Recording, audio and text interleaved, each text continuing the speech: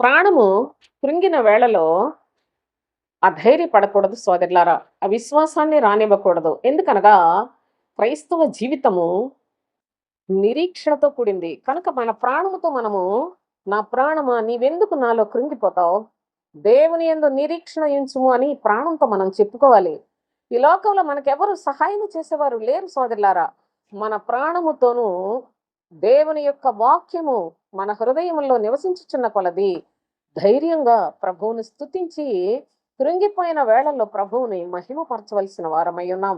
అంతేకాదు, అలాంటి సమయములో నీవు ప్రభువులోనికి వచ్చినప్పుడు ఏ విధమైన పరిస్థితుల్లో నువ్వు దేవుని యొక్క బిడ్డగా మార్పు చెంది ఉన్నావో, ఆ తరువాత ప్రభువు నిన్ను దేవుని సన్నిధిలో ఏ విధముగా స్థిరపరిచాడో, నీకు ఎన్ని మేలులు ఉపకారములు చేసి ఉన్నాడో, పరలోకం కొరకు నిన్ను సిద్ధపరిచే అనుభవాల్లో ఎటువంటి లేఖనములను బోధిస్తూ ఉన్నాడో, వీటన్నిటినీ జ్ఞాపకం చేసుకున్నట ద్వారా మనము కృంగిన వేళలో బహు ధైర్యము కలిగిన వారముగా ఉంటాం.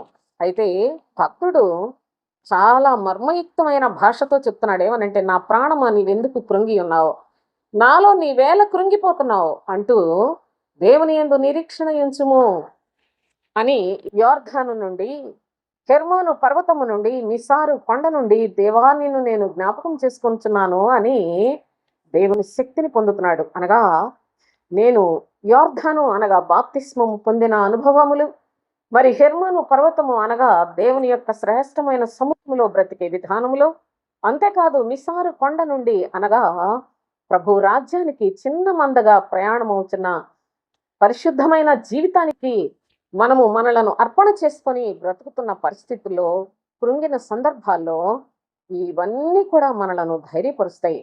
మన జీవితంలో ప్రభు చేసిన అద్భుతములు ఎన్నో, లెక్కించలేనన్ని ఉపకారములు ఎన్నో.